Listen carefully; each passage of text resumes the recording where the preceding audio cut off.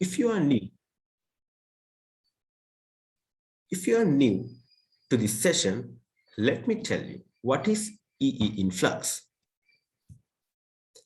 EE Influx is a novel initiative brought to life by IEEE Power and Energy Society, student branch chapter of University of Moratuwa, having the intention to enhance the members' knowledge about the possible career opportunities for an electrical engineering undergraduate. This program is exclusively for the electrical engineering undergraduates, but enthusiastic undergraduate is welcome.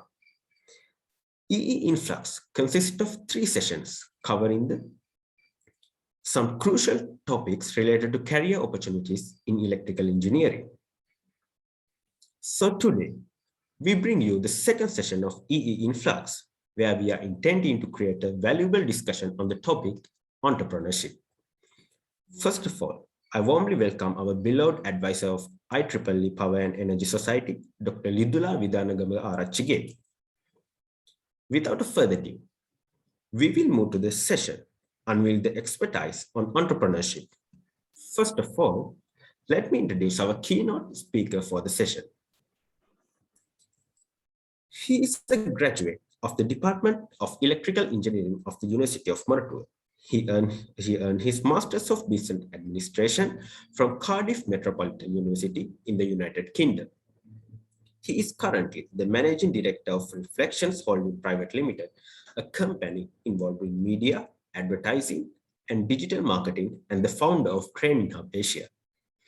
He also has a diploma from the British Computer Society and has over 17 years of experience in information technology, media, advertising, and event management with local and overseas training.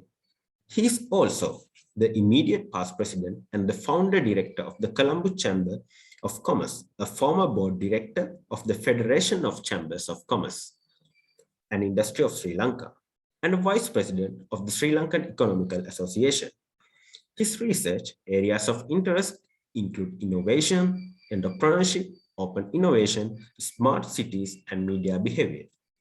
Ladies and gentlemen, please join me in welcoming Engineer Prasanna Liyanage, our keynote speaker for the session. Over to you, sir.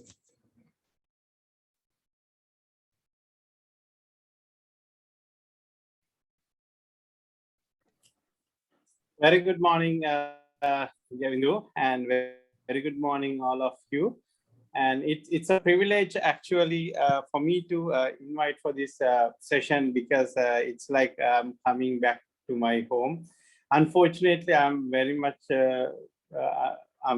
willing to come over there to the university and do the lecture, but due to this situation, anyway, we had to go in this mode, like virtual mode.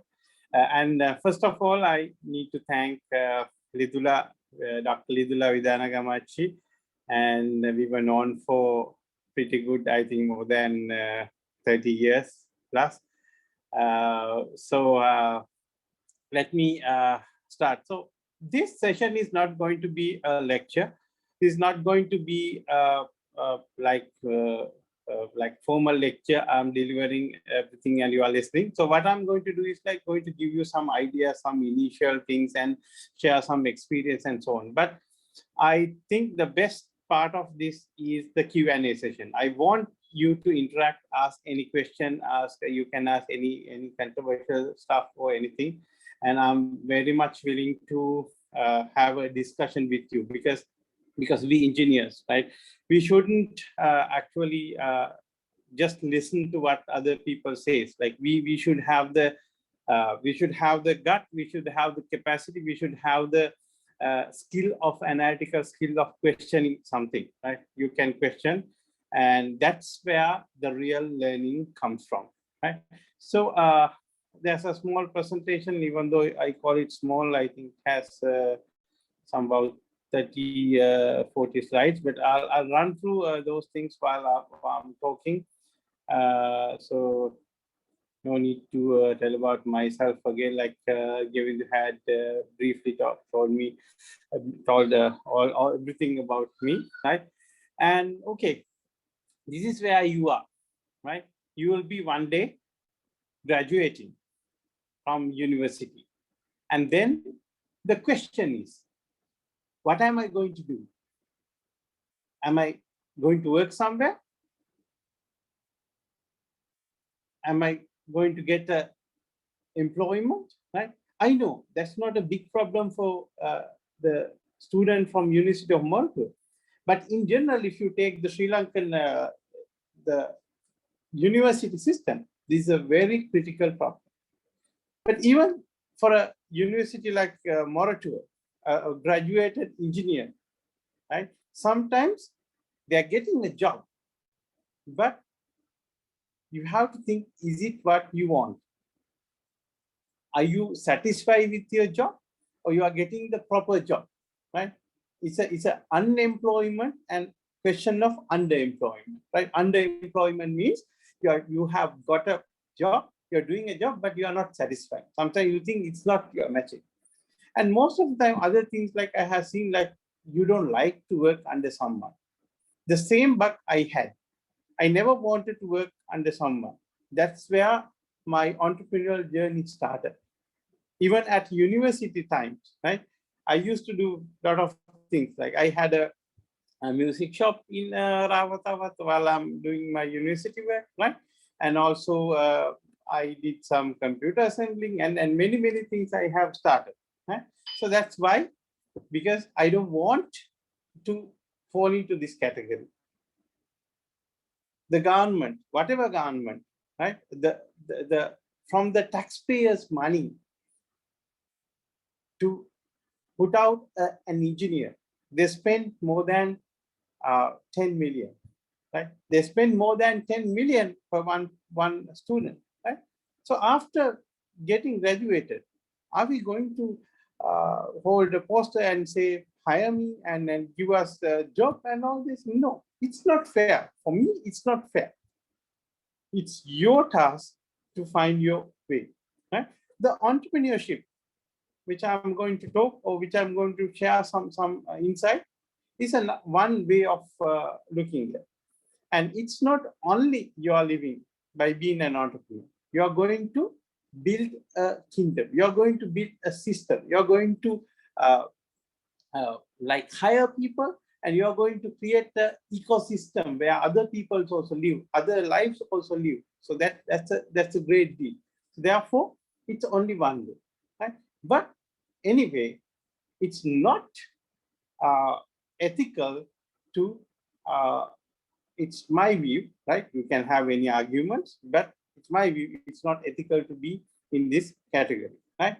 And okay, so this is what you are out and thinking what to do, right? And yes, university. Right? What is university? Some things, some people think, okay, I go to the university, I get my degree, get graduated, coming out from university, right? I want to build my own house and get married and have kids and all, right? Yes, that is your dream, that is your path, right?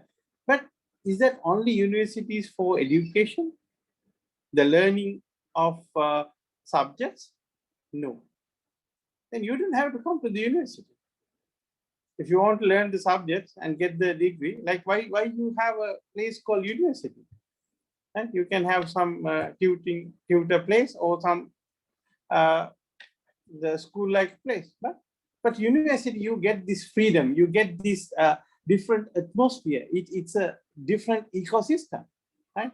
Why people are given that kind of a freedom, right? In university, you have the freedom to do anything. You can do sports, you can do social work, you can do union, you can fight, right? You can argue with people, right? That is the place, like, because why we need to put out some people who have the analytical skill, who have some kind of people who who are going to change this world, right? That's the expectancy, right? Especially from engineers. What do you mean by engineering? Right? Engineering is creating something. So we expect every engineer who comes out from a university, right? Not just being like a person who's sitting in a chair and a table, right? sitting at a table and doing his routine work. And no, it's not what we expect from engineer, right? Every engineer should be like a person who initiates a change, like change maybe within your family, then change your friends, change your colleagues, change your society, everything in a good way, right? In a good way. You can inspire a lot of people. Being an engineer, having the title of engineer can inspire a lot of people and change a lot of people's life because they listen to you, right? You are not just ordinary graduate. I'm always telling an engineer is not an ordinary graduate, right? You have a, when you are coming out from the university itself, the doctors, lawyers, engineers, and certain caliber accountants, they have a social power as well. So it's your task, it's your duty, how you are going to use this social power to change other people's life. So therefore, you have a purpose, you have a task for yourself as well as for the society. So, right, okay. Once you are out, or maybe you're about to graduate, right? You know what is this picture? It's a fairy tale, right? Alice in the Wonderland. If you can remember, if someone remember what is the name of this cat, or what is this incident, has someone read? Yes. Yes, this is the incident where, right, Alice looking out to come out from the jungle, and she comes to a place where she gets a lot of pathways, right, into right, left, and straight. Then she asks from this very famous cat, cashier, right, where am I supposed to go? Then the cat asks from this girl, where do you want to go? She says, I don't know. I just want to go out from this. I don't know where am I heading. Then he says, if you don't know where are you heading, right? What is the point? What is the point you are asking me which way to take? You can take whatever the way to go out. You select whatever path you want to go, right? Are you like this? You want to select whatever the path you want to go? I don't, right? You have some kind of vision, you have some kind of a thought, you have some kind of a target, you have some kind of a goal in your life. So you want to achieve, right? Don't be like Alice in the Wonderland and without knowing any path, right? So you have to select what are you going to do. If you want to be an entrepreneur, what to do, how to think, right? What I want to tell, I'm not going to tell any of like entrepreneurial theories, and I'm not going to talk about Peter Drucker. I'm not going to talk about Schumpeter's, like Schumpeter's have told entrepreneurship is this and that. No, I'm not going to talk about any of these things. I'm going to talk about certain aspect, like about, I'm going to talk about a little bit of creativity. I'm going to talk about a little bit of stuff here and there, right? So that's what I want, like have a small like thought-provoking session and look at certain people and what they have done, what they are doing, and kind of a thing, right? To think of, okay, who knows who is this gentleman? Can anyone answer who is this gentleman? Yes? Anyone from the audience?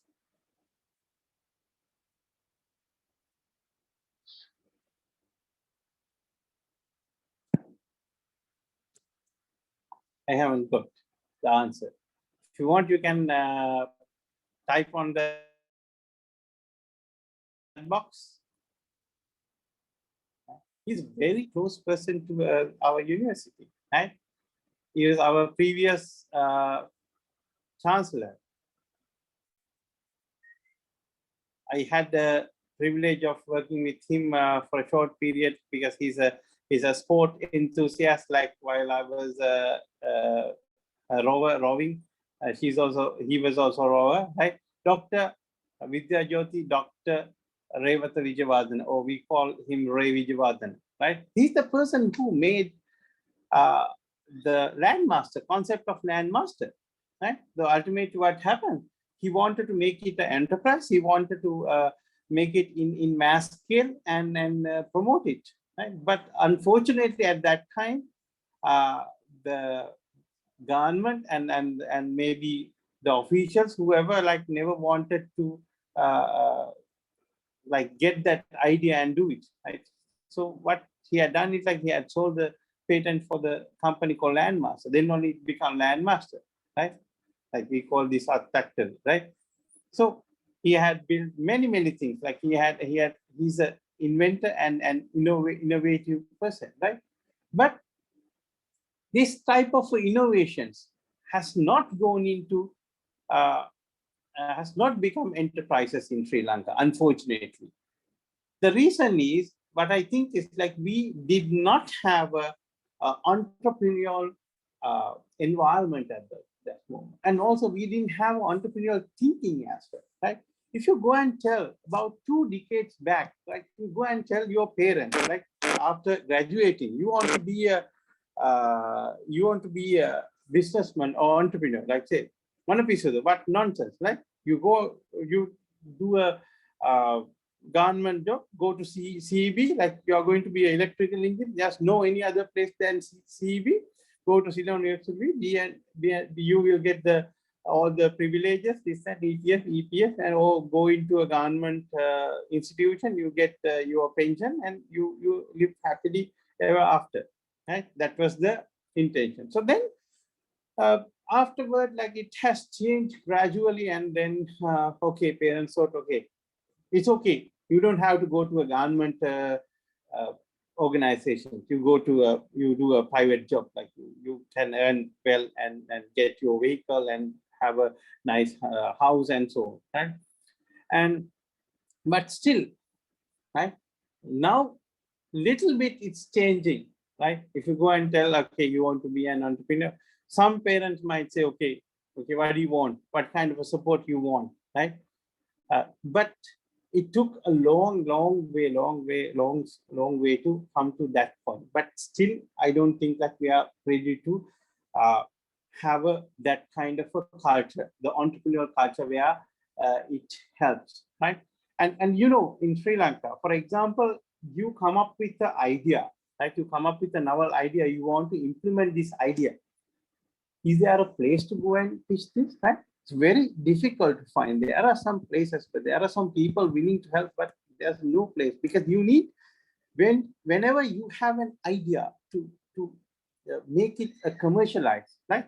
You need a place to go and pitch it. You need someone to tell it. Sometimes you need some funding for this, right? You have to find the fund. Do we have venture capital? Do we have development banks? No, right? Unfortunately, when IMF came into this country, they ruined the whole. One of their condition is like to privatize all the development banks, including NDB, National Development Bank, and DFCC. Both were privatized and become commercial bank rather than development bank. So there's no entity like that at the moment. Go and check, right? Unless there are some evangelists, some organizations and so on, right? Then I think about this, right? How people started thinking.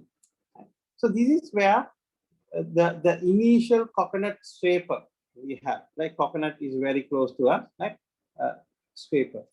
Then there's one person, right? He doesn't have a degree or nothing, right? The one person thought, like, why not come up with a novel way of life? This is very difficult. Like sometimes you have to sit, and then sometimes like it's very unsafe, like because it's in the ground. Like while you are traveling, you can hit this, right? Even kids can approach this, like in sort of like, okay, instead of that, why don't I come up with another idea, right? It's a person, this person, Hiramani, right? Moham Prasiddha Hiraman Kale. Right? Then he created this hand coconut scraper, right? Hand coconut scraper. Then afterward, what happened? Right? There was some for decades, it was not evolved. Right? From this hand coconut paper, I can remember it was there for a long time. Right? But I know still like some houses like we are using this the basic one, but mainly now we have this hand coconut paper.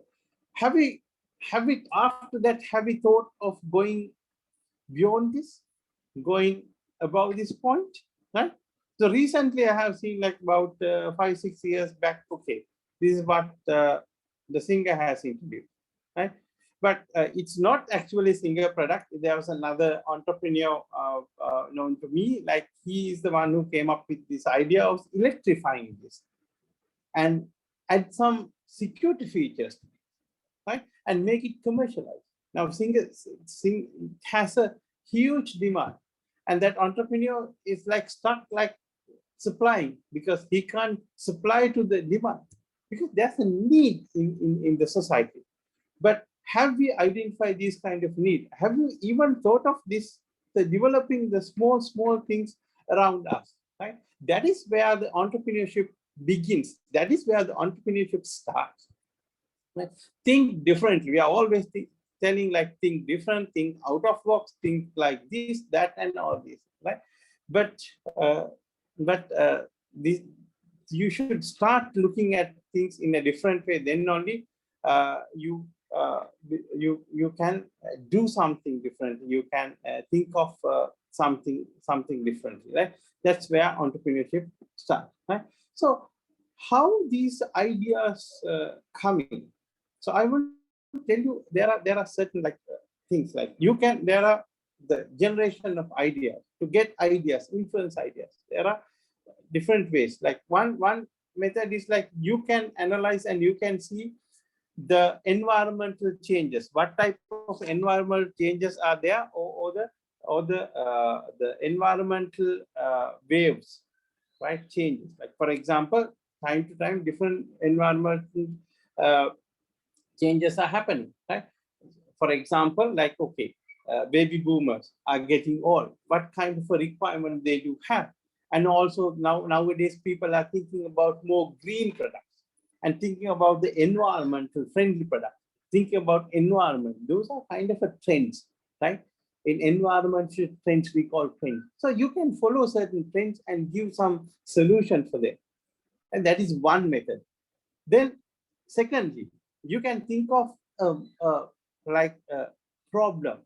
Like every problem is an opportunity. For an entrepreneur, every problem is an opportunity. Like for example, think of the garbage issue, right? Now we have a power plant producing power using the garbage, right? Sometimes like they say like it's not enough, the garbage, the amount of garbage we have, right? But anyway, it's a very good solution, right?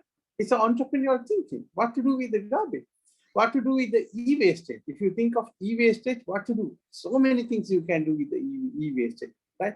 If you take Korea, take Japan, right? What kind of things they are doing with the e-wastage? A lot of things. What we are doing? Like we are not doing anything. What to do with the plastic wastage, right? So there are problems. Like we have social problems. How to solve these social problems? While solving the social problem, you can create a enterprise around that. So that's one. And also there are gaps in the market. Always in any industry, there are gaps. If you do a gap analysis, you can find gap. I'll give you one example very briefly, right? You go to a shop, you go to a normal clothing shop, clothing store, right? What type of sizes you get, right? You get small, you get medium, large, XL, and so on.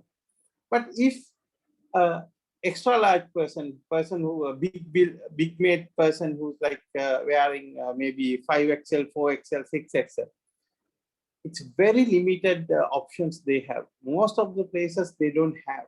Either they have to go abroad and get some items branded or stuff, or like either they have to alter the shirts, t-shirts, and wear. Right? But this is a gap.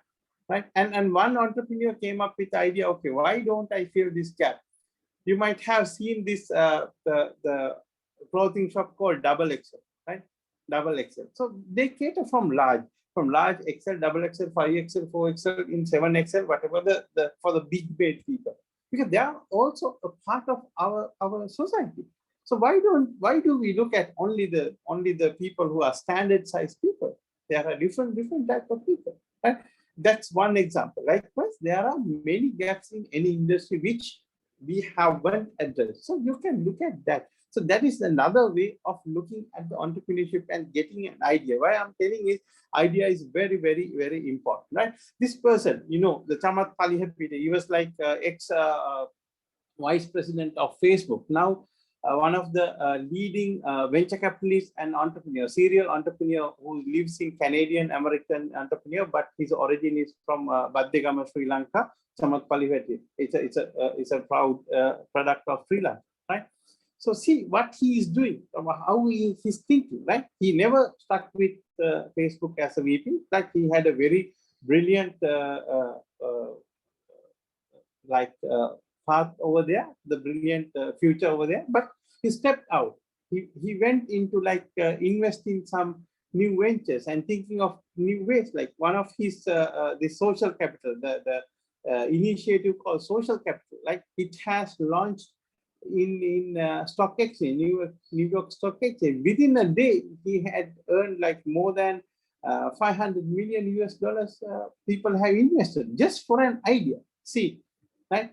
Being a techie guy, being a tech entrepreneur and engineer, like what type of social change he has created, right? So why can't you be a Chamath Palihapitiya? I know there are many Chamath Palihapitiyas are in this forum, in our university, in Sri Lanka. But unfortunately, our environment was not there, and now only like at least a little bit of environmental culture is making, and people are aware and people are pushing. Even in your university in Moratuwa, we have a business faculty. We are pushing for environment, the entrepreneurship. Even we have an MBA, a specialization for entrepreneurship. So that is where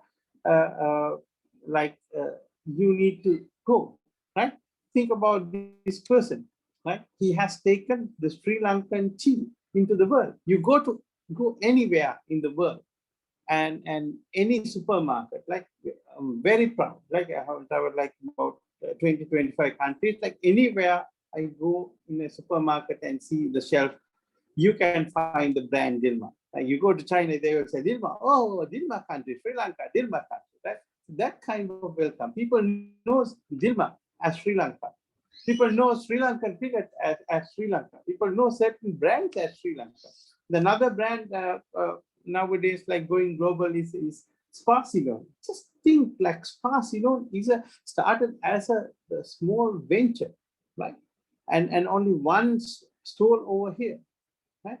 And the Shavin and the Shamin Balasu, they have started as a small venture over here. Now see how many countries, I think over 19 countries they have in airports and many places they have their outlets and selling products all over the world, right? Think of this duo, right? So they are entertainers, but if you think deeply, like not only entertainers, they are entrepreneurs. They are very good entrepreneurs. Like their marketing strategy, they have now they have over 6 or 7 companies under their and they are managing it not like the band over, not like an enterprise. A lot of people are working around it. Like they have entrepreneur culture, entrepreneurship around that. So entertainment is also another way. So there's no boundary for entrepreneurship. One thing I'm really appreciate it, like and what you get from university or university as an engineering graduate is like you enhance your analytical skills, you enhance your thinking capacity, right? That's what the university builds, right? How to think, what to think, how to analyze a problem. Therefore, I think the engineers can do anything.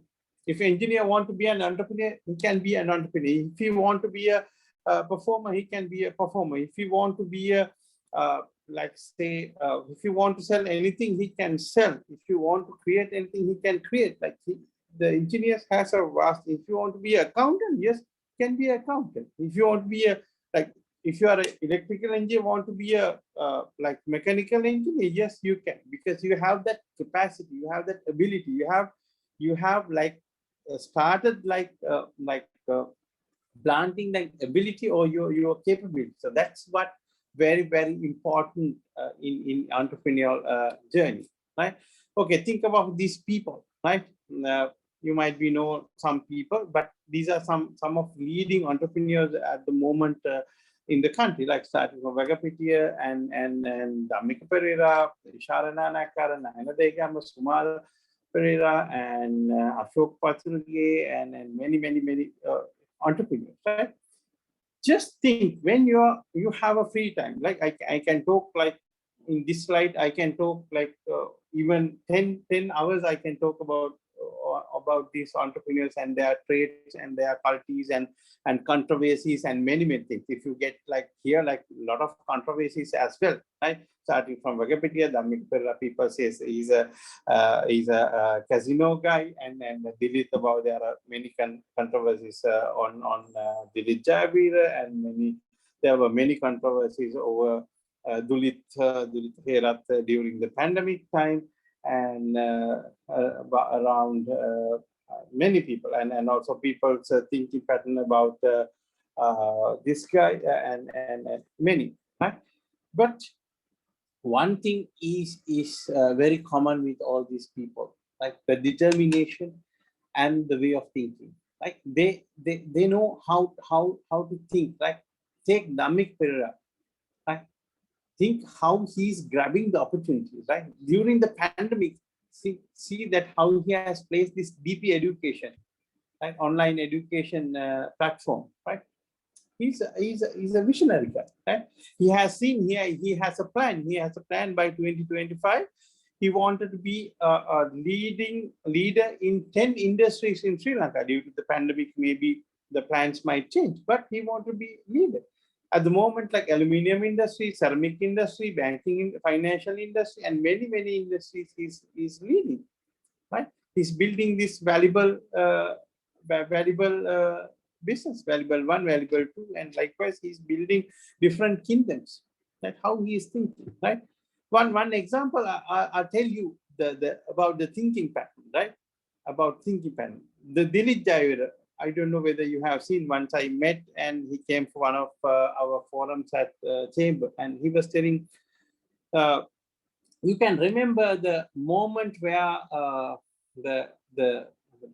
in 2015, at that time the Rajapaksa government toppled, and a new government came up, right?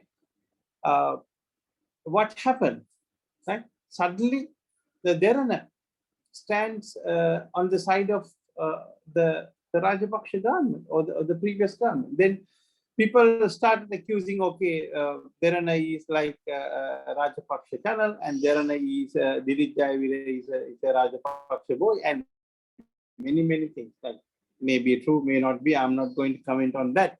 But I'm telling you, I want to stress only the entrepreneurial thinking he has, not the politics, because I'm not in politics, and I don't want to comment about Sri Lankan politics, because it's a dirty area, right? The Dalit, right? I told, right? What I thought is like at that point, right? And more than I think 58 lakhs or some, yeah, 58 lakhs people were voted for Mahinda Rajapaksa government, right? And 61, I think, for the President Sirisena's government. Then he was telling the Rupawahini was doing the propaganda for Rajapaksa government, ITN, and many channels were doing propaganda for the existing government. So suddenly, what happened when they are not in power? All these channels will move into the government side. And there's no voice for the opposition. There's no voice for the people, that 58 lakhs people, there's no voice. So I thought that is a good opportunity to grab. So I stood on their side. I started talking on behalf of them.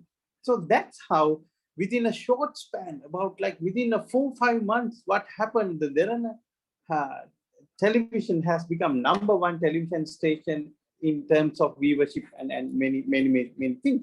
So think about that, the opportunity grabbing, the thinking pattern of Dilip Jaivir at that point. Right? If you take all these entrepreneurs, they have many incidents like where they have grabbed their opportunities and so on. Right? Right.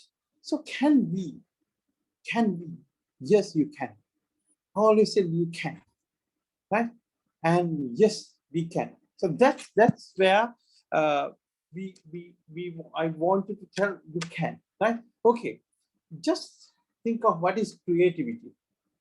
Right? I'm going a little bit fast, but because I need to give you a time for the Q&A session, that I think that will be very interesting. So the creativity, right? Everyone has substantial creative ability. Like people tell, like there's a debate over entrepreneurship. Some people say entrepreneurship is a born talent. Some people say entrepreneurship is not a born talent. You can teach entrepreneurship. So it's a debate still going on for many decades. It's going on.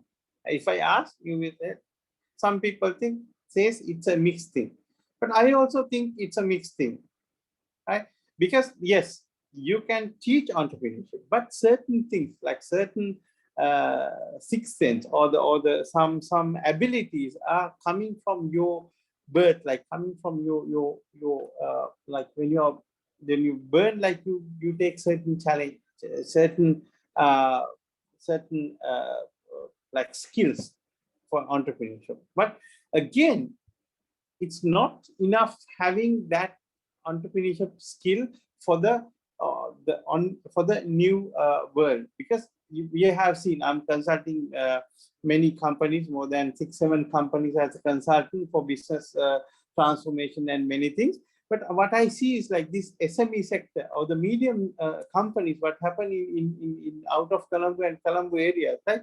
They grow into a certain extent. Like these many entrepreneurs, they have entrepreneurial skill. They don't have a proper methodology, proper education, and so on. Okay? But what happened? Like after a while, they stuck in growing. They're stuck in growing their business. So then gradually what happened? The business collapses. I can give many examples over that. Right? So due to the time factor, it's very difficult to explain one by one, but there are many examples. So that's where you start. Let's think about creativity. Creativity is an ability, yes, to generate new ideas by combining, changing, or reapplying existing ideas. Right? You have a creativity. Everyone has a substantial creative ability. What you can do, what you have to do is like how to increase this ability of creativity. How do you like that? Like for example, say you are a singer, you have an ability of singing. Do you think just sitting and not doing anything, you can be a good singer or a good musician? No, you can't. Right? You can't. Right? There are like the world-class players, many players, like if you go into their life stories and say, still, even though they are in the peak of their life, right? At least they spend 4 to 5 hours per day practicing their instrument or singing or whatsoever, because like then only you make more sharper, the create ability will be increased. Entrepreneurship also same thing, like your creativity is also same, right? More you think about things, more you like grow your thinking pattern and your attitude and all these things, your creativity goes up. Right. Okay, just skip 2 or 3, but uh, these are some characteristics of a creative person. To be curious, the seeking problem, enjoy challenges, optimistic and able to suspend judgment, imaginative, see problems as opportunities, and don't give up easily. Those are some things, like I'm not going to go into details, right? But remember, there's never one good solution. There are always solutions for anything. I don't like to become entrepreneur, to get an idea. There are three ways, right? One is like looking at the environmental trends, and then looking at the gaps in the market, gaps in the environment, gaps in the society. Other one is like looking at problems and solving problems. So to solve the problem, there's not only one way. There are many ways. Like for example, like okay, we are going to face an energy crisis for sure, right? Because fossil as a world, the fossil fuels are limited. By 2050, most of the fossil fuel in Middle East and other areas are gonna die out, right? Gonna finish, right? Then what to do, right? What is the solution? There's no one solution. Some people go for biomass, some people go for solar, some people think of tidal wave, some people think of different, like this boom box, and different types of solutions are there. There are always many solutions. So if you want to become an entrepreneur, think of the solutions, right? Okay, just think of how environment is changing. I want to show how thinking pattern, how the business environment are changing, and think along this way, right? If I asked you, what is the biggest hotel chain in the world? You might tell Marriott, some might tell, okay, Hilton and this and that, right? No, right? The biggest hotel chain in terms of the accommodation units is Airbnb, right? A mere technology platform has changed the total way of like people solving people's issue of like accommodation, right? For travelers accommodation. So Airbnb, right? What is the biggest recruitment agency in the world, right? Now, it's not anymore like this Dow Jones, this and that, like it's actually the LinkedIn, right? Almost all the companies, universities, and all are recruiting through LinkedIn. Just think of the idea, right? How it become the world leading platform in recruitment, right? And what is the biggest travel company in the world? No doubt, it's Uber. Right? They don't have a single vehicle. They don't have a single unit of vehicle. But biggest transportation company, biggest logistic mover, biggest moving company in the world is Uber, without having a single vehicle, single car. Right? Uber is totally a digital platform. Just think like zero inventory, right? Zero assets in terms of vehicle, right? They are billion-dollar company, right? The biggest shopping malls in the world. Right? You might call Kmart, you might say different names, right? Referrals and no, right? Walls, Sainsbury, Tesco, no. Next, Target, no. The biggest, all the malls are changing into Alibaba, Amazon, Google, and many platforms. Like if you get the Etsy in creative platforms, and many platforms. This is fair. Like look at the Amazon, how they have grown, right? They have world largest fulfillment centers. If you go to YouTube and search about Amazon fulfillment centers, you will see the amazing things over the Amazon, how they are growing. These are entrepreneurs, right? Behind all these business, there are entrepreneurial thinking. Right? They are thinking how people think, how people looking at the the convenience, right? The pandemic we had, like a lot of people like blaming about pandemic. Okay, pandemic, like nothing, we can't do anything, nothing's happening, like we don't have money, all these things. Yes, what to do? If you are an entrepreneur, like you are in a big trouble, I know. Like there are big trouble, right? But what to do? You have to switch your mode, or you have to do whatever to overcome. You have to think of new avenues. Like if you are a restaurant, if you are into food business, think of delivery system. Think of another way. Clothing business all went on digital platform. Everything went on digital platform, and think of different angles of surviving. The survival tactics, the survival strategies, right? This is how the world is changing, right? Right. So get prepared to face the change and make it positive. That's what I always think. So think of how the economies are changing. We had we had like agricultural economy in 1920s and so on. Then we got the industrial revolution, industrial economy, mass scale production, and we are talking about just in time. We are talking about quality system, ISO, these things, and efficiency, specialization, and we are talking about creating mass scale productions and all. So then it changed, and in 2000s then become a service economy, right? So what next? Are we going to be in service? No, it's not anymore, right? The next era is going to be the knowledge economy, right? Knowledge is the most important thing. That's why I always tell my student or whoever, like, grab the knowledge, like read about things, read about the world, read about people, read the person who meet, like talk to him and get some knowledge, like not just like garbage or the rubbish, right?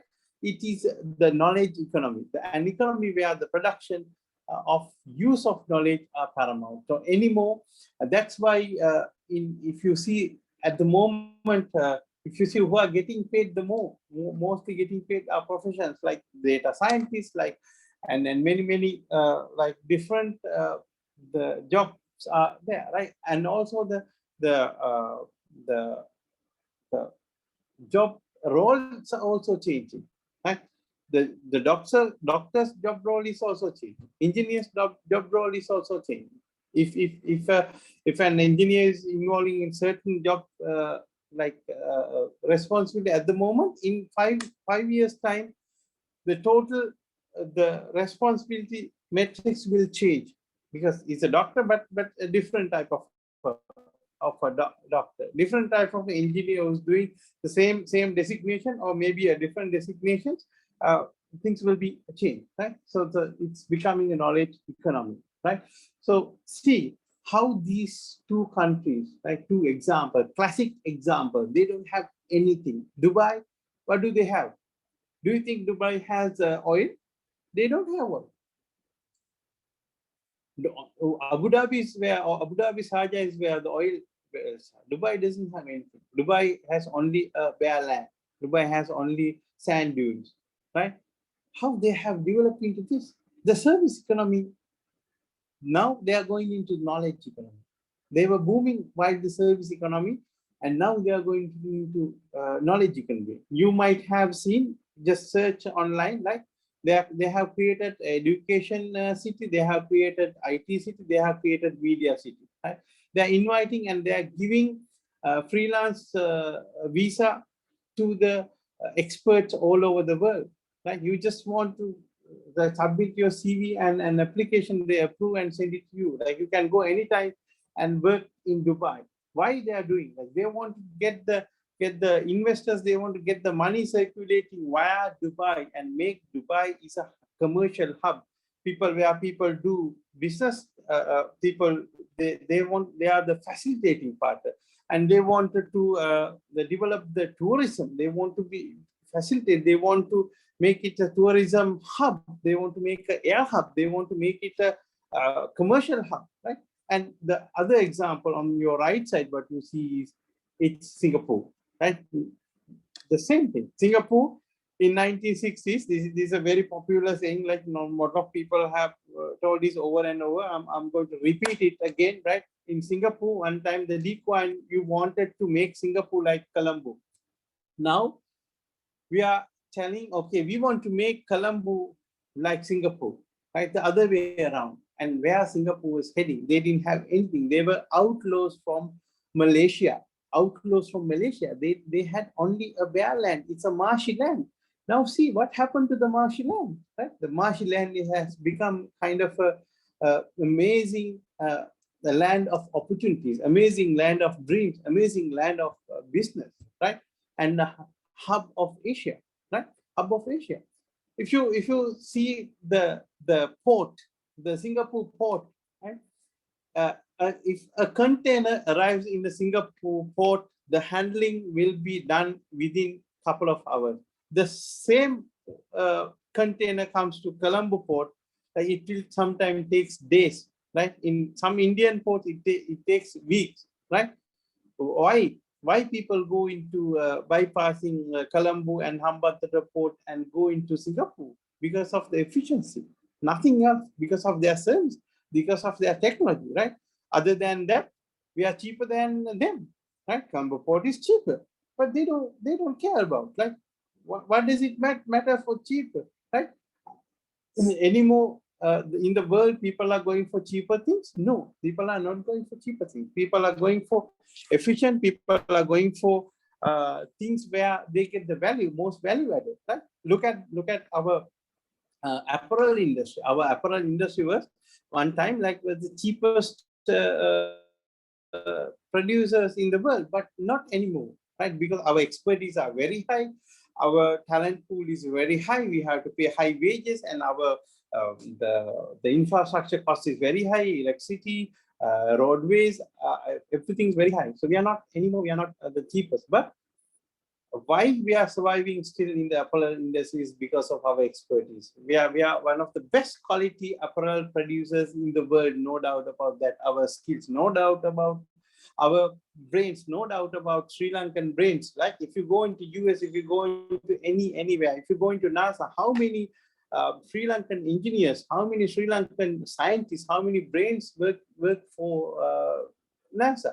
How many people in our workforce? Like over 4 million Sri Lankans are living outside as a diaspora, contributing and helping other countries to flourish, other countries' economies, other in different levels, right? In different levels, starting from top level to bottom level, university professors and engineers and so on. Why it happened, right? Why it happened? Because of the environment of Sri Lanka, right? And okay, yes, those are some thought. Are we ready to accept this, right? Are we ready to accept this? It's, you should ask from yourself, right? And want to be an entrepreneur, right? Finally, do you want to be an entrepreneur? Ask the question from yourself. If you want to be an entrepreneur, I want to give you, like, it's a personal thing. I want to give you advice: give up. What to give up, right? Grievances, problems, losses, right? In my experience, I have faced many these kind of things, but I never. There were very crucial times. There was a time, like, you won't believe, like I lost everything. There was a time even I didn't have 10 rupees in my hand to go in the bus. Right? I came into that point. But there was a time, like, people are coming behind. The banks are coming behind, because like in entrepreneurship journey is not easy.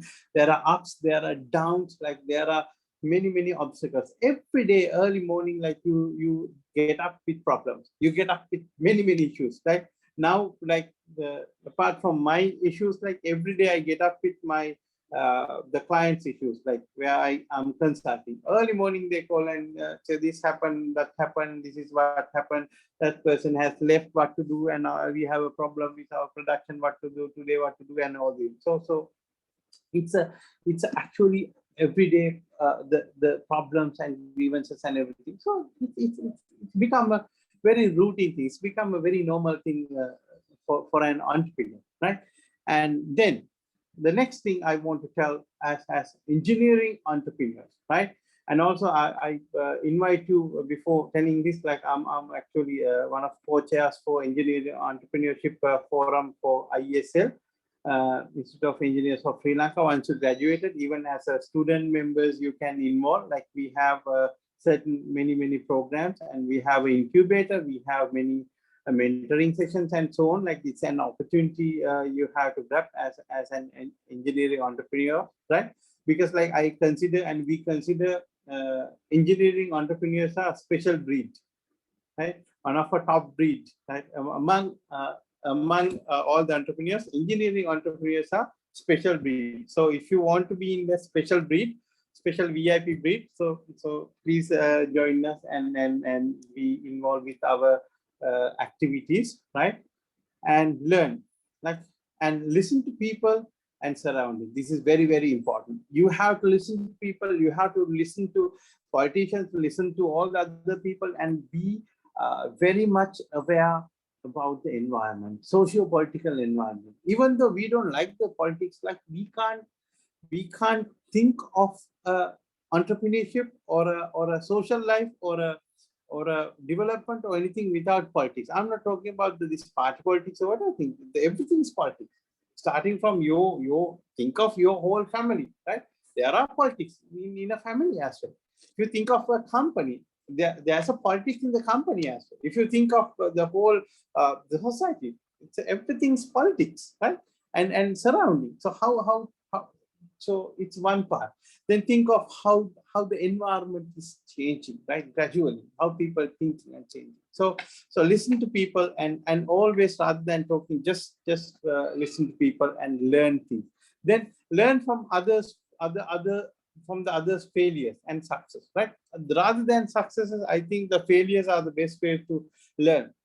And also, I must tell you, read and read. So that is very poor nowadays. I have seen among university graduates and university students, the reading is very poor. They are reading only maybe only the curriculum or only the other materials. But no, even when you get a paper, just read and see what's there, right?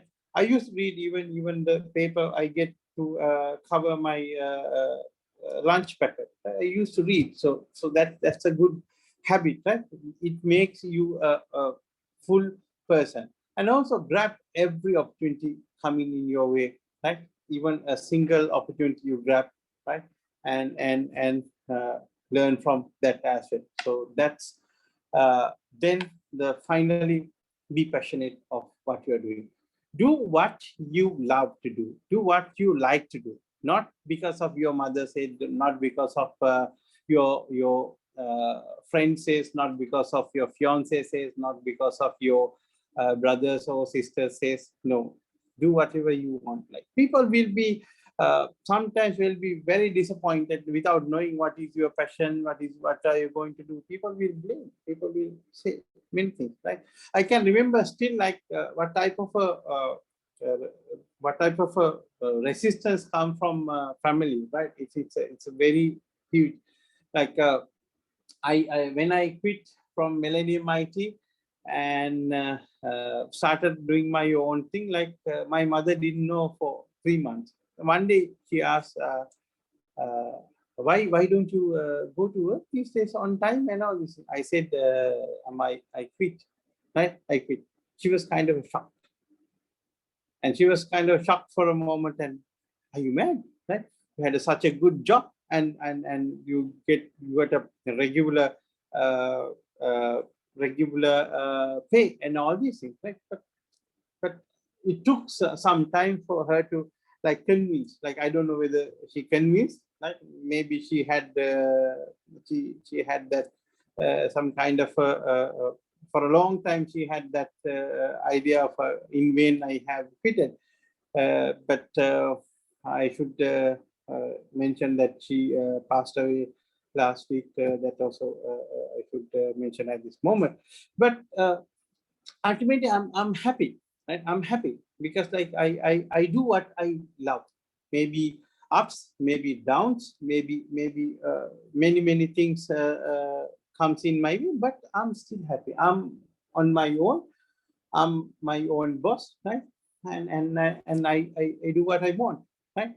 And maybe ups and downs, but be passionate and do what you love. Maybe you love photography, maybe you love something else, maybe you love like, for example, like take the Lassana Frola, Dr. Lasantha Malu. He is one of the top professional doctors, right? He's, I think, one of top consultant in Sri Lanka. But his venture is, his passion is into flowers. His passion is into entrepreneurship business. Like, but same time, while he's doing, he's involved in he's an Oxford fellow as well.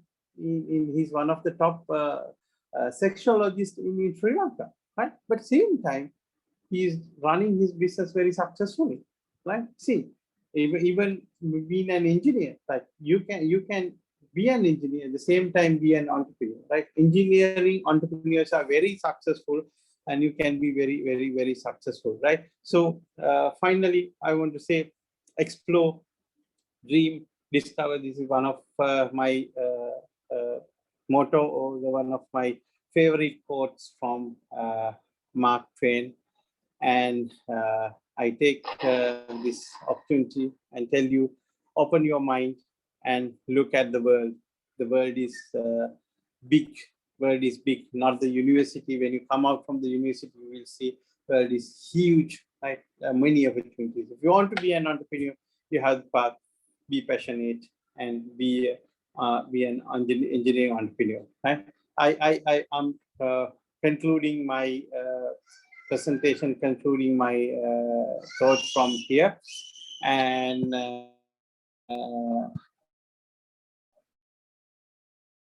it's Q&A session. I love. I very much willing to ask from answer your questions. Okay, there's a question came first. Given, shall I take, or you want to narrate it? Okay, sir, I will Yes. do some bit. So thank you, sir, for enlightening us with valuable information on entrepreneurship. So as our Engineer Prasanna Liyanage said, so it's time to clear your doubts. So you can direct your question through the chat, or else simply unmute yourself and ask.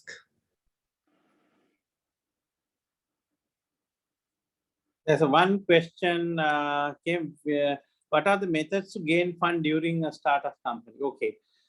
During a startup company, there are, in theoretical, there are many ways. Like we call it 4F, right? We call it 4F, right? In 4F, founders, friends, family, and fools. Right? Founders means like first the best or the easiest method to find the best way to find the fund is Priyantan is your own fund. Most of the time I see like the people who work in the industry for a while, and then they spend they save some money, and with that they start. Then after that, when it goes beyond that, then the friends, then they go for the family. They ask from your father, mother, your brother, or your archie, or your grandfather, or my grandfather, grandma, I need 200,000, 300,000, give me. So they give it for me. Like after for second time you ask, third time they like, what the hell are you asking money for every day? Then you go for the friends. Machang, I need 100,000, I need 200,000. So that is the second way. Then sometimes there are fools. Fools means like there are some people who like angel investors type of people who like to give money and expect. So apart from this 4F, like initially, like 4F, like there are venture capitalists and some organizations willing to fund you. Like there are government organizations, you go and pitch the idea and they will fund. There are some entrepreneurs who want to help new ventures. What you can do is like you can have your proposal, a proper business proposal, and go and present them, right? This is what my idea and so on. But same time, be careful when you're presenting your business proposal, not to present everything, right? The whole idea, you present the business idea, you present the gap, you present the viability and show the financial viability. There are people who will fund, and there are angel investors and venture capital things. But in Sri Lanka, I find it's very difficult to get funding from banks, since we don't have a development banks concept and venture capital banking segment. So when you go into the bank with an idea, but they'll ask like whether you have a like guarantee, whether you have some deposit, whether you have a vehicle, whether you have a land or something as a guarantee, or the as a security. Right? They look for security for their money, the lending money. So right, so that's it, right? So very limited. But if you're looking for that, yes. And also there are certain business models, and there are certain businesses you can start without money, zero investment, right? So even you can look for that type of businesses. So no doubt. Right. Okay, then there's another question from Vartharajan Divakaran. Okay, Divakaran, what are your thoughts about starting a company immediately after graduating versus getting some experience in the relevant industry by working for a while? Okay, I want to tell you this, right?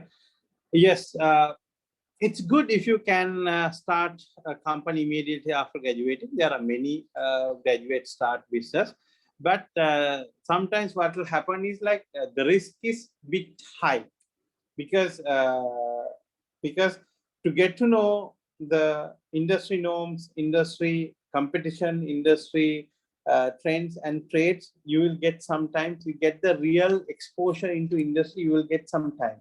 I don't say I'm not discouraging. I'm not telling no. Yes, you can, but it might take some time for you to accelerate your startup because you have a learning curve, right? If you work in a relevant industry, what will happen without a risk? The other person is investing money and you are working under someone. It's not your or your family's or your friend's money or not venture capital money. You learn by using other one's money or while you are serving that company or while you are servicing them, you learn the secrets and traits and so on, many things. So that is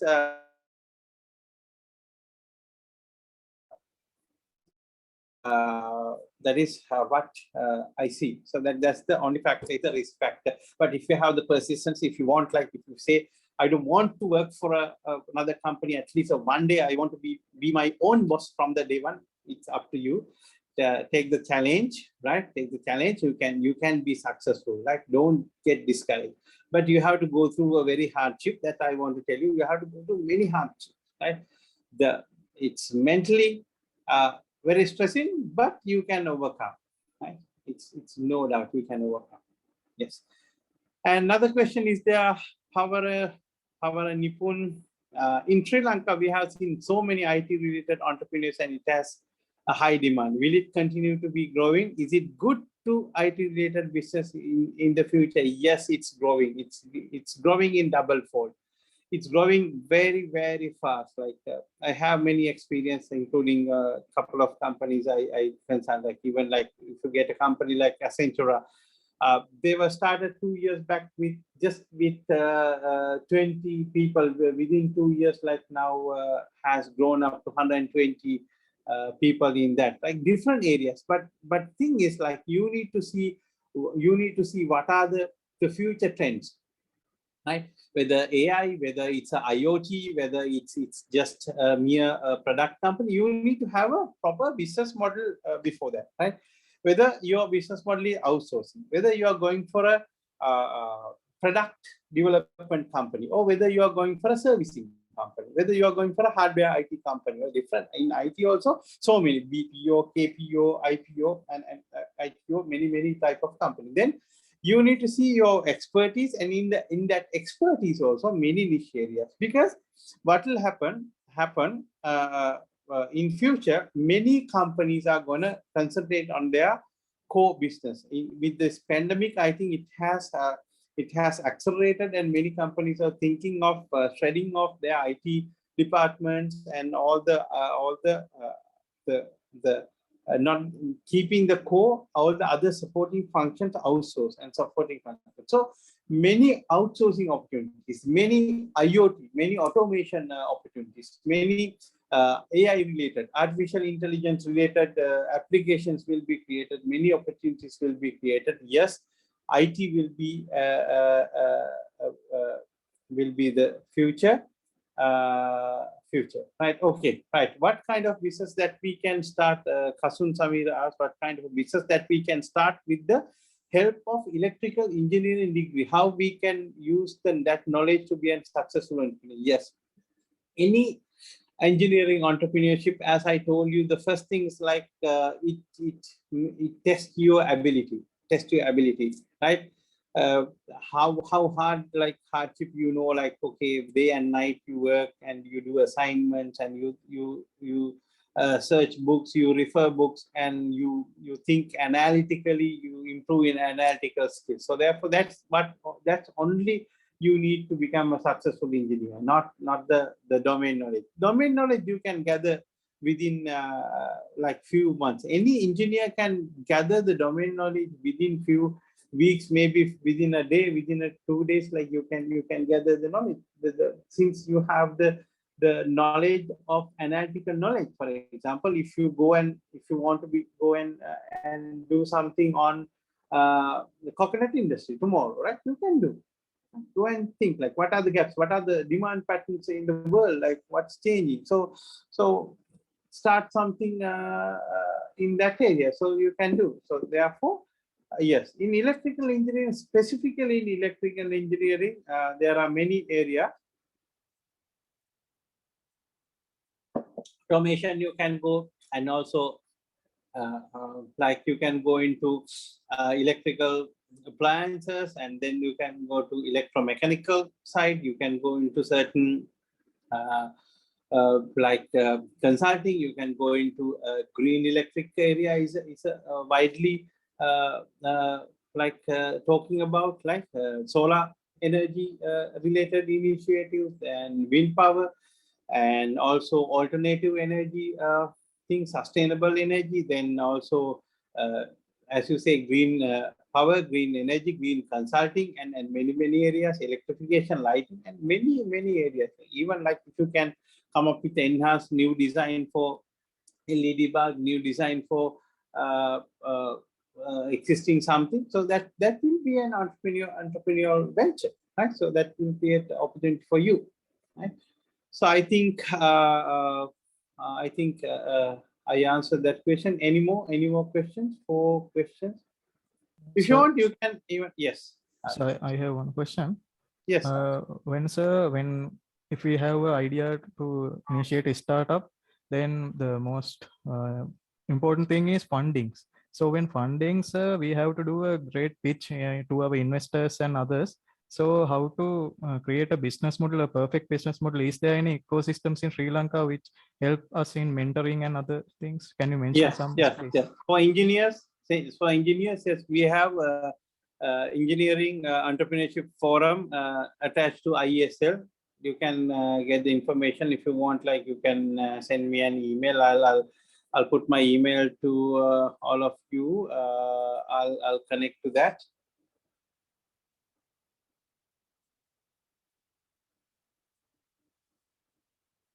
Apart from that, many ecosystems are there to get the idea, like from idea initiation, then filtration, then the incubation, and after that to create a business model, like using Oswald model or 9-block model or whatever, proper business model, and see whether this business model is viable, whether you can market it. Like then we'll give you the marketing fundamentals. These are the marketing fundamentals. This is how you to do market and all these things, that kind of thing. So you can find mentors over there. And apart from that, many other networks also there. I'll connect you all, right? I'll invite you all for that. So I'm going to start another entrepreneurship related thing called this the entrepreneurial forums, the World Entrepreneurial Forum sessions over here in Sri Lanka. So I got the franchisee for that.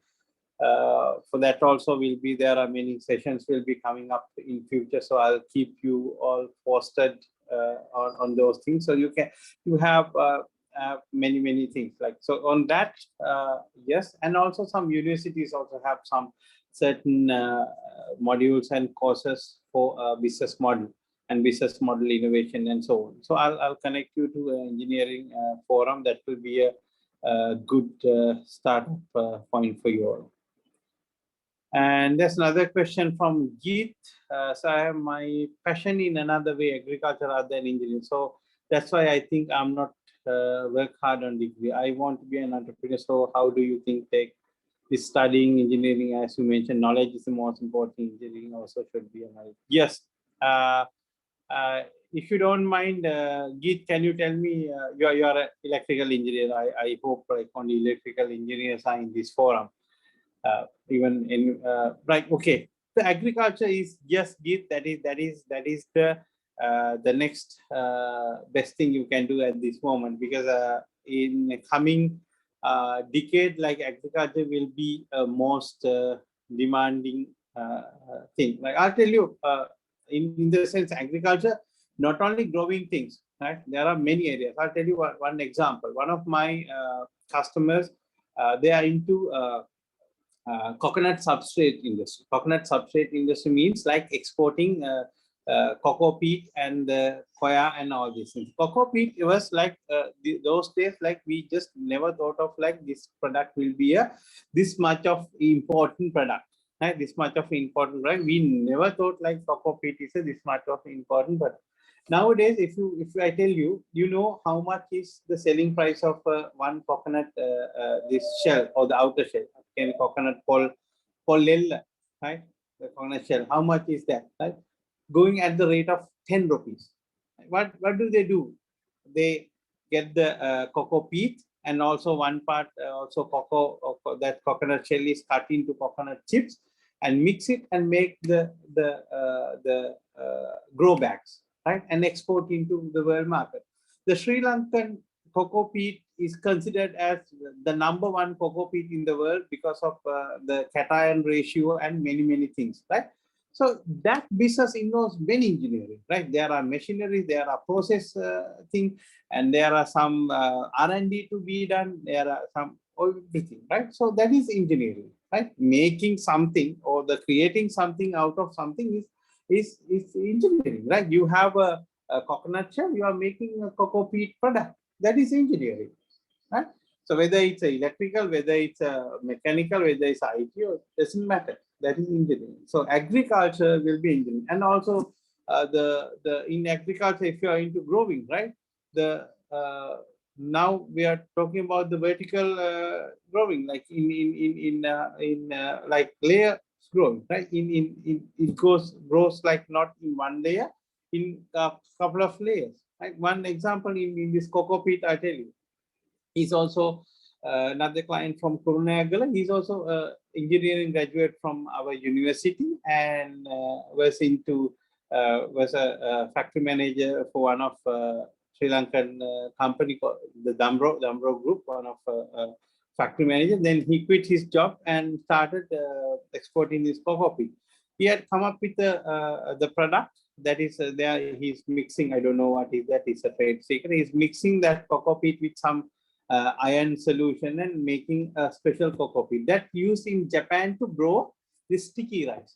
Right? What they have experienced is earlier, say you have a 1 acre land, and they used to grow in soil, in close environment, sometimes in greenhouses, and using the soil. But now what they have done is like instead of soil, they have replaced that soil, and they have put cement, and on top of the cement, they are laying this layer of cocoa peat and growing sticky rice. Now they get the output is 3 times. That means they are getting the crop 3 times. Now they are getting the output of 3 acres. So that's how the innovations, the inculcating innovation into agriculture and making different products. So that's where the engineering comes, the knowledge of engineering comes, and the ability of engineering comes from there. So you add something, value add the product, and make it a value added product and market it to the world. And the sky is the limit for you, Geet, and all the best for you, venture agriculture. Same time, I'll tell you, like, if you want any help, you can get link to the Engineering Entrepreneur Forum of IESL. Right? Any other questions?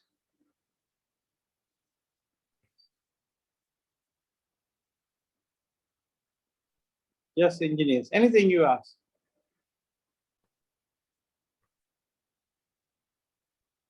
You should have many questions as engineers. Like, we should be very curious, right? Yeah, we love this interaction. So is there any question, guys? So this is your best chance to ask.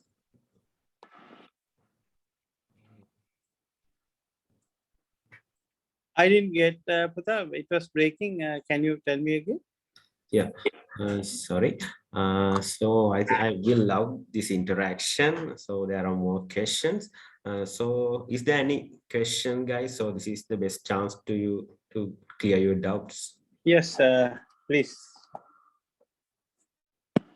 You can ask any question. Even a personal question, I don't mind. Any area, business, engineering, entrepreneurship, innovation, business model, and agriculture, politics. Can I ask a question, please? Yes, you can ask my beloved friend. Always. No, I'm asking as a lecturer. By the way, I should say it was very interesting, Prasanna. Thank you so much. So many places where I also agreed, like being an engineer, like any engineer, you build up the confidence to do anything. So I totally agree with that. It's not electrical engineering that we learn only. I mean, not only electrical engineering, it's the life. So my question, do you think it is important to teach entrepreneurship in the university, at the university? Now they are learning, I think. Yes, exactly. How important it is? Yes, it's very important. Not only people who want to become entrepreneurs, but I think it's a must. It's a must subject. Like if you get curriculums in other countries, you know, you've been to many countries. Like you studied overseas, you were in Thailand and Canada and here and there everywhere. So you know how they are treating the entrepreneurs, and their curriculum, at least as an optional subject, they have the entrepreneurship, right? So that gives many things into your life. Not only the theoretical learning. What I think is, like if you want to like inculcate, if you want to put some kind of a subject into the engineering, what I think is like, while learning the fundamentals of entrepreneurship, like funding and this and business models and so on, like should have kind of a interaction with the industry as well. Other things, like what I see is like learning entrepreneurship. Good thing is like, even you are working in an organization, right? You can be not an entrepreneur, you can be an entrepreneurship, right? You can be a entrepreneur within an organization while working for someone else.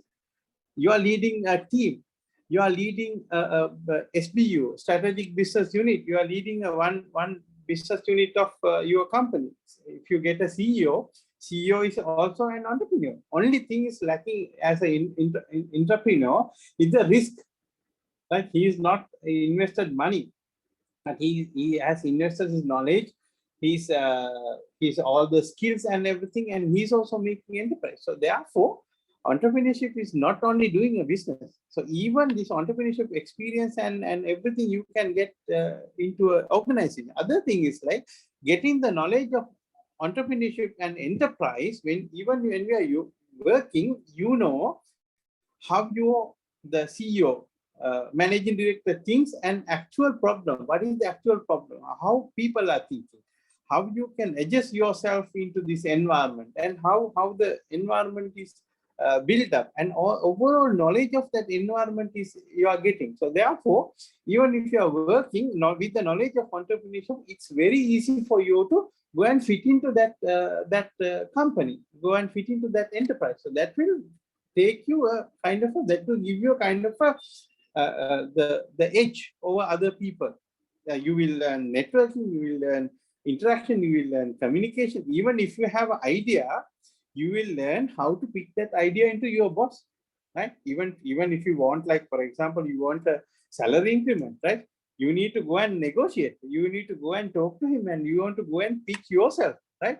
Being an entrepreneur, you learn every time. You learn how to pitch your business, how to pitch yourself, how to place yourself, how to build your brand, right? All these things are in entrepreneurship. So these skills are very much, these entrepreneurial skills are very much essential in not only to do a business, even to survive in future companies, and if you are working, even that skills are very much important. Thank you very much, Prasanna. You're welcome. Anything else? I think I have taken not 1 hour, 26 minutes. So still I'm willing, like, okay, I have Yes, time. I took the whole morning for you. the time is almost over. Yes. So now I think there are no more questions. So we love to get your feedback for this session. So now the feedback form will be available on the Zoom chat. So we love to get your feedback because to success our future sessions. Okay. Yes, please spend a couple of minutes and give the feedback. Not for me, actually, because it will help your organizers to get the real thought of you. They give the real feedback. Then they can adjust your future sessions accordingly, right? And first, I must thank all of you and inviting me. It's a great pleasure and talking to you. It's very interesting, and you ask questions. And Vidula, thank you very much for inviting me. And she basically started with accusing me.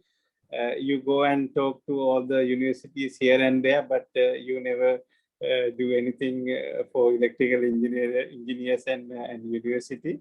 But I'm teaching in Moratuwa University Business Faculty as a visiting lecturer. But I said, you never invited me. Okay, now you have invited, and anytime in future, if you want my service, I would love to come and contribute whatever I gain my knowledge. Thank you very much. Thank you. Indeed, sir. So if you guys have any... Can I please have a few minutes? Okay. I want to thank him. So thank you very much, Prasanna, for your commitment. Actually, I know it was a difficult time for you, losing your mother. Still, you kept the promise. Thank you so much. It's like a great pleasure for me to have you. I used to call you my brother, so it comes. Big brother. Yeah. So thank you so much. I think students had a very good understanding about how to go forward as an entrepreneur and what are the skills they need, and I think they already have the skills, right? So thank you very much once again. My pleasure. Greatly appreciate it. Thank you, madam. So thank you very much, sir, for sharing your knowledge with us. Beyond a doubt, the discussion was indeed eye-opening, and our participant had a lot to take from this session. So on behalf of IEEE Power and Energy Society, Student Branch Chapter of University of Moratuwa, let me present you this token of appreciation to your valuable contribution in making this event a success. Once again, thank you very much, sir. So now, to mark this remarkable day, it's time to take a picture. So the virtual background is also available in the Zoom chat. So I invite all to turn on your cameras and take a picture.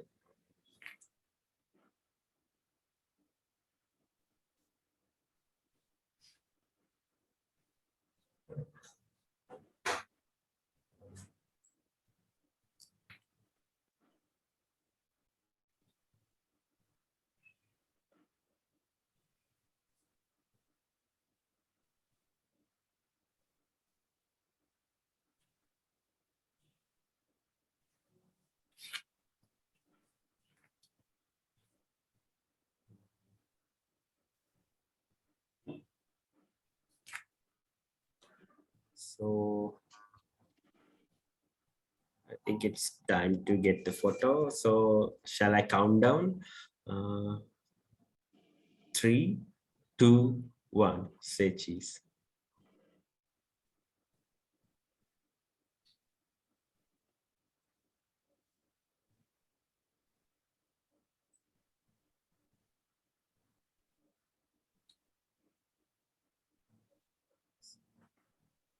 I think it's right.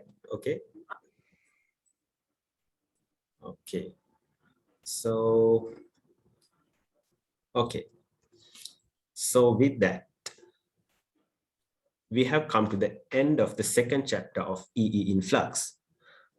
Still, there's a lot in store for you guys because the third and the final session will also take place today, 6 to 8 p.m., which will be on 3 crucial topics: product development, manufacture and maintenance, higher studies, and utilities.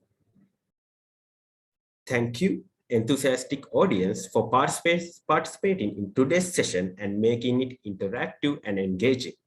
Once again, thank you for joining and have a nice day. And don't forget to join the last session of EE Influx at 6 p.m.